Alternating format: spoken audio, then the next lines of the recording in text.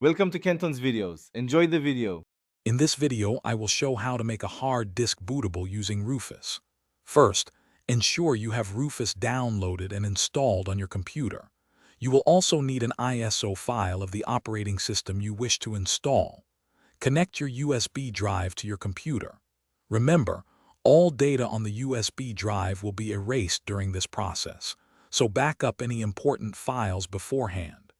This method is straightforward and highly effective. Once Rufus is open, the first step is to select your USB drive. Look for the device drop-down menu at the top. Carefully choose the correct USB drive from the list. It is crucial to double-check this selection, as Rufus will erase all data on the chosen device.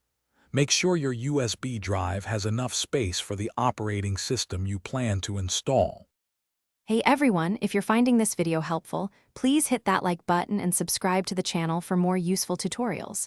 Quick recommendation: life's too short for cheap socks. Seriously, go darn tough. They come with a lifetime warranty and are incredibly comfortable, perfect for long hours at your computer or on your feet. Check the description for a link and other great deals. Now let's get back to the video. Next, you need to tell Rufus which operating system to put on your USB drive.